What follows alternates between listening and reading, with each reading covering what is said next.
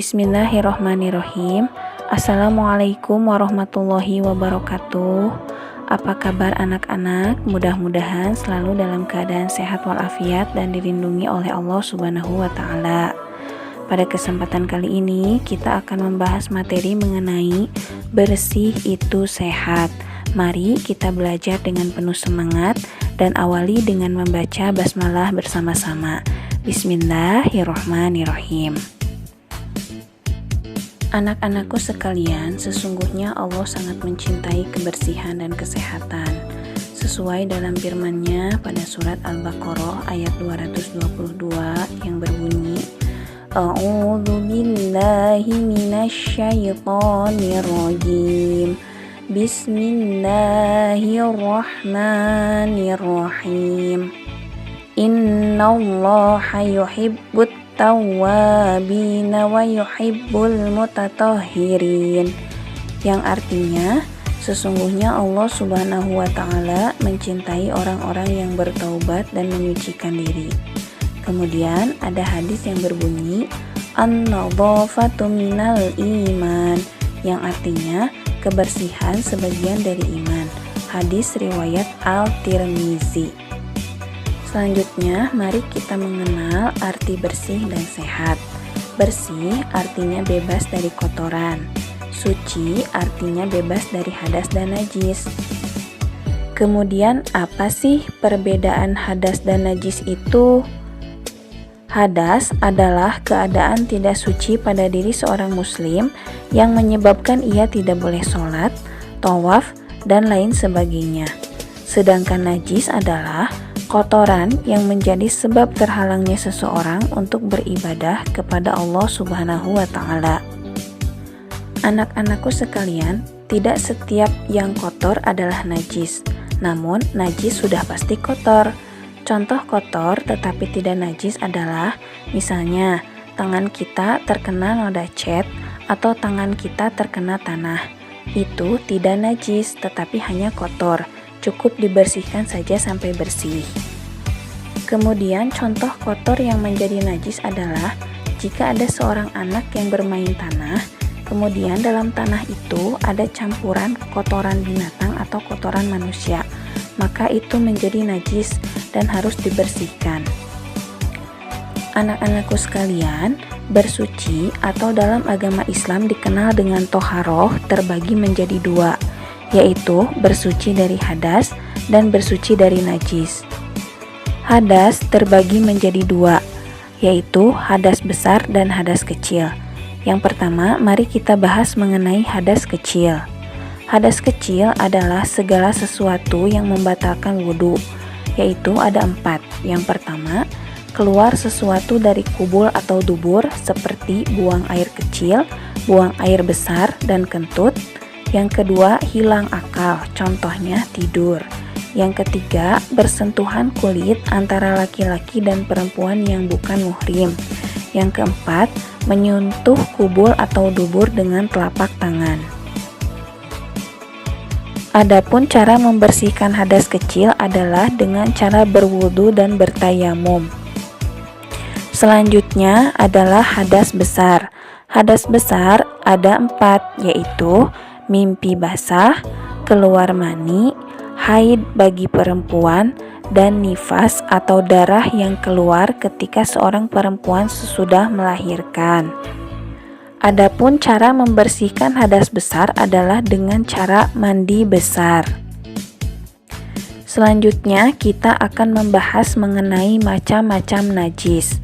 Najis terbagi menjadi 3, yaitu najis mukhafafah atau najis ringan, najis mutawasitoh atau najis pertengahan, dan najis mughaladoh atau najis berat. Najis mukhafafah adalah air kencing bayi laki-laki yang belum berumur 2 tahun dan belum makan apapun selain air susu ibunya. Adapun cara menyucikannya adalah cukup memercikan atau mengusapkan air pada permukaan yang terkena najis. Selanjutnya adalah najis mutawasitoh atau najis pertengahan. Contoh dari najis mutawasitoh adalah darah, nanah, air kencing, tinja, dan bangkai. Adapun cara menyucikannya adalah menghilangkan zat, warna, rasa, dan baunya menggunakan air yang suci. Selanjutnya adalah najis mughaladoh atau najis berat. Najis mughaladoh atau najis berat ini adalah segala sesuatu yang berasal dari anjing atau babi, baik air liurnya maupun sentuhannya. Adapun cara menyucikannya adalah dengan membasuhkan air sebanyak 7 kali pada yang terkena najis, salah satu basuhannya dicampur dengan tanah. Selanjutnya adalah keadaan yang harus diperhatikan ketika akan melaksanakan sholat. Yang pertama adalah badan. Badan atau tubuh harus bebas dari hadas dan najis. Cara agar badan menjadi bersih adalah mandi dengan teratur 2 kali sehari. Selanjutnya adalah pakaian. Pakaian yang dipakai untuk sholat harus bersih dari najis dengan cara dicuci terlebih dahulu. Selanjutnya adalah tempat. Tempat yang dipakai sholat harus bebas dari najis.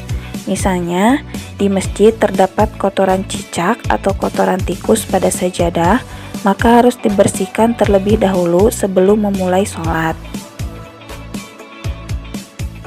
Selanjutnya, anak-anakku sekalian, agar kita selalu bersih dan sehat, maka kita harus gemar membersihkan anggota badan dengan cara rajin menyikat gigi 2 kali sehari sesudah makan dan sebelum tidur, membersihkan telinga, membersihkan leher, membersihkan rambut dengan cara keramas menggunakan shampoo, memotong kuku tangan dan kaki agar bersih dan terhindar dari kuman, dan membersihkan wajah dengan teratur.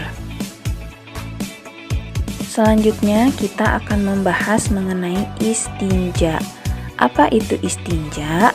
Istinja artinya membersihkan bagian tubuh setelah buang air kecil atau buang air besar. Istinja utamanya harus menggunakan air. Namun, apabila tidak ada air, bisa menggunakan benda-benda yang kering seperti kayu, batu, atau tisu. Istinja biasanya dilakukan di toilet. Oleh karenanya, agar kita selalu dilindungi oleh Allah Subhanahu wa Ta'ala, sudah seharusnya kita hafal doa ketika masuk toilet dan doa ketika keluar dari toilet. Adapun doa masuk toilet adalah Bismillahirrahmanirrahim. Allahumma inni a'udzubika minal khubuthi wal khaba'ith. Adapun doa keluar toilet adalah A'udzu billahi minasyaitonir rajim. Bismillahirrahmanirrahim. Ghufranakal hamdulillahilladzi adhaba 'anil adza wa 'afani. Setelah materi ini, nanti kita hafalkan bersama-sama ya doa masuk toilet dan keluar toiletnya. Anak-anakku sekalian, seperti yang diketahui, saat ini negara kita sedang diserang oleh virus corona. Ternyata, pola hidup bersih dan sehat yang diajarkan oleh agama kita bisa membantu mencegah virus corona loh. Bagaimana caranya? Dengan cara rajin mencuci tangan menggunakan sabun yang bersih, tetap memakai masker, dan social distancing atau menjaga jarak. Sekian untuk pembelajaran hari ini, mudah-mudahan bisa bermanfaat. Terima kasih. Wassalamualaikum warahmatullahi wabarakatuh.